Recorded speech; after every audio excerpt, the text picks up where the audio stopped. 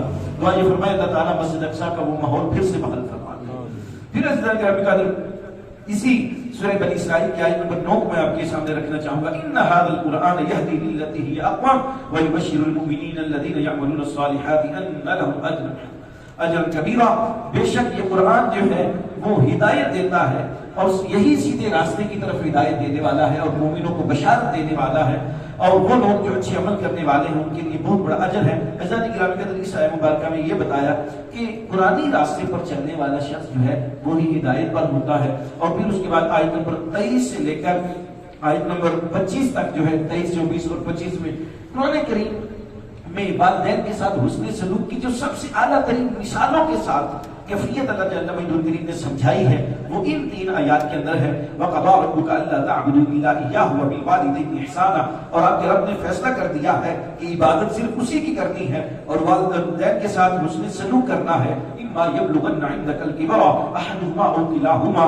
ان دونوں میں سے کوئی ایک اگر بڑھاپے کو پہنچ جائے یا دونوں پہنچ جائیں فَلَا تَقُل لَهُمَا أُفٍّ. ان کے سامنے تم نے اف تک نہیں کہنا. کیا ان کے سامنے تمہاری پیشانی پر ایک بل بھی نہیں آنا چاہیے. میں اس کا ترجمہ یہ کرتا ہوں ان کے سامنے پیشانی پہ ناگواری کا اظہار بھی نہیں آنا چاہیے, محسوس بھی نہیں ہونا چاہیے. وہ آپ کے ابا جی ہیں, آپ نہیں بھی بولیں گے نا تو آپ کے فیس ایکسپریشن سے وہ جان لیں گے. انہوں نے کوئی رائے دی, کوئی حکم دیا, کوئی بات کی, آپ بولیں نہ بھی آپ نے اپنے چہرے کے انداز کو بھی وہاں پر بڑا نارمل رکھنا ہے. اگر وہاں پر آپ کے چہرے پر تیوری آ گئی تو وہ آپ کے ابا جی ہیں, زمانہ انہوں نے زیادہ دیکھا ہے, تجربہ ان کا زیادہ ہے, عمر ان کی آپ سے زیادہ ہے, انہوں نے آپ کو پالا ہے, آپ نے ان کو نہیں پالا. وہ سمجھ جائیں گے. آپ کے ماتھے کے اوپر وہاں پر پیشانی پر بل بھی نہیں آنا چاہیے.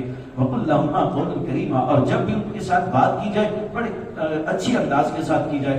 وَخْفِضْ لَهُمَا جَنَاحَ الذُّلِّ مِنَ الرَّحْمَةِ. یہ تو حد تیار کہا کہ ان کے لیے نرمی کے پروں کو بچھا دو, کھول دو.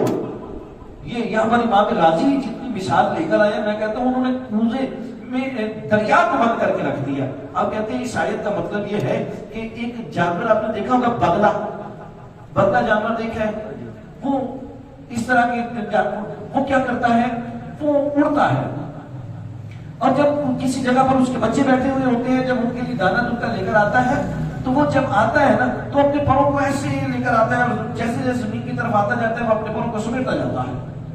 اور جیسے اپنے بچوں کے پاس پہنچتا ہے پہلے اپنے بچوں کو پر کے اندر لیتا ہے, ادھر والے بچے ادھر, ادھر والے ادھر, ان کو پروں کے ساتھ لیتا ہے, اپنے جسم کی لمس کے ساتھ ان کو محبت کا احساس دلاتا ہے, پھر ان کو کھانا کھلاتا ہے. یہ مثال سمجھائی ہے امام راضی نے. وہ کہتے ہیں کہ اس سے مراد یہ ہے کہ جب بھی تم اپنے والدین کے ساتھ بات کرو یا ان سے ملو تو تمہارا یہ والا نرمی کا پہلو ہونا چاہیے, یہ والا نرمی کا. اور میں اکثر یہ تعلیم دیا کرتا ہوتا ہوں کہ یار اگر پیر صاحب کے ہاتھ چومے جا سکتے ہیں, استاد صاحب کے ہاتھ چومے جا سکتے ہیں تو ابا جی کے ہاتھ میں تو چومنے چاہیے نا. وہاں پر کس چیز کی شرم؟ وہ ماں جو بوڑھی ہو گئی تیرے لیے روٹیاں پکاتے کبھی اس کے ہاتھوں کو بوسہ دیتے ہوئے تجھے کیوں شرم آتی ہے؟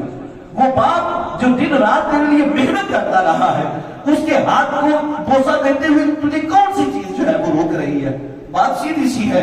آج اپنی اولاد کے سامنے تم اپنے باپ کے ہاتھ چومو گے, کل تمہیں اپنی اولاد کو کہنا نہیں پڑے گا. تمہاری اولاد خود کل کو دیکھے گی یار ہمارے ابا جی اپنے ابا جی کے ہاتھ چوما کرتے تھے, ہمارے ابا جی اس وقت تک بیٹھا نہیں کرتے تھے جب تک دادا جی بیٹھا نہیں کرتے تھے. اب ہم نے بھی تب تک نہیں بیٹھنا جب تک ابا جی نے کھڑے رہنا ہے. پھر اولاد ایسی نہیں ہوگی کہ باپ کھڑا ہوگا اور وہ ہاتھ میں موبائل لے کر لیتے ہوئے ہوں گے اور ابا جی کو بات پوچھ رہے ہیں اور دھیان موبائل میں, جی ابا جی کر دیا, جی ابا جی نہیں کیا. پھر اولاد ایسی نہیں ہوگی. کیوں کہ جو آپ کاشت کر رہے ہوں گے, جو آپ بوئیں گے وہی آپ کاٹیں گے. عزیزان گرامی قدر یہ پھر اس کے بعد اخلاقی طور پر آیت نمبر 31 سے لے کر آیت نمبر 40 تک یہ 9 سے 10 آیات, اگر آپ اپنے اولاد کو کبھی وقت ملے تو اپنے بچوں کو ان کا ترجمہ پڑھائیں سورہ بنی اسرائیل کا.